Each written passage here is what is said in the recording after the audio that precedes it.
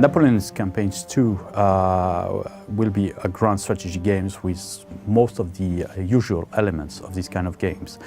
That is, first you will have a huge map of the theater of operations. This is mostly Europe, but we also added some overseas areas to give more depth in the game and possibilities of different strategies. So big map, a lot of regions, over 3,000 regions. Originally, the game was designed a few years ago by the studio as a set of different campaigns, each of them covering 1 year of the wars of Napoleon between 1805 and 1815. But something was missing in this product was that we didn't have a grand campaign, that is, a possibility to play from the start in 1805 till the end, either victory or defeat of France. And so the purpose of Napoleon's campaign number 2 is to have the player enjoying the possibility to recreate this whole decade of warfare. Basically, we decided that we would be needed 2 kinds of resources, which is money and troops, or conscripts, recruits. And so globally, the map and the different territories you will be controlling will be giving you these kind of things.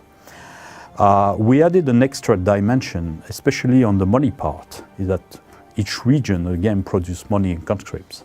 But in addition, we added ports, which produce economic resource in terms of money. And so we will represent a key element of this era, which was trade. So there will be a challenge in the game between one player trying to get a big monopoly all over Europe by force of arms or economic constraints, and the other players trying to make inroads into this fortress and cut some entries to get their economy and their strategy still, going. Because if at some point you just lose money, you just lose the opportunity to do anything.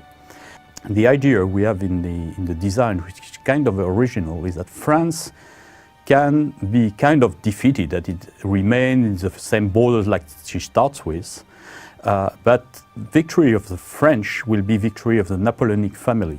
If you manage to be still the emperor of France at the end of the game, or even better, like having some of your brothers and family on other countries as kings and different rulers, then you win, whatever happens. I mean, even if your country is half of the size of the beginning, because it means you have achieved victory in terms of legitimacy. Another very important factor, which is something every fan of Napoleon loves, is that the game shows over 1,200 different uniforms for the different armies of the time.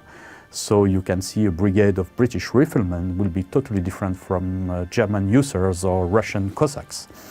Each has its own uniform, and even the uniforms will change over time.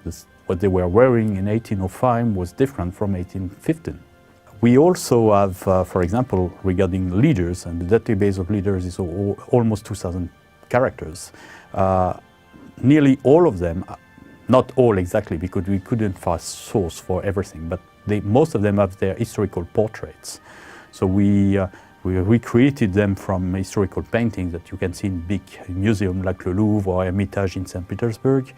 And these portraits are in the game. So when you play with one of your generals, you see his face. And a lot of them start as a very low brigade general. And you will be in charge of choosing this general, putting them in command of starting small brigades or divisions. And then when they learn from the fights you will be handling, you will have the opportunity to promote them to higher ranks. Up to, at some point, you find the one you need to counter Napoleon, because Napoleon is a military genius and he's very hard to beat in the beginning. Usually when I play Napoleon games, I usually play everything but France. I like the challenge to be the underdogs initially. Okay, let's fight the big blue monster. I love this period where every single soldier looked different. They had these blue, red, brass, green, shiny uniforms. So you have this kind of Christmas tree aspect, which is kind of fun.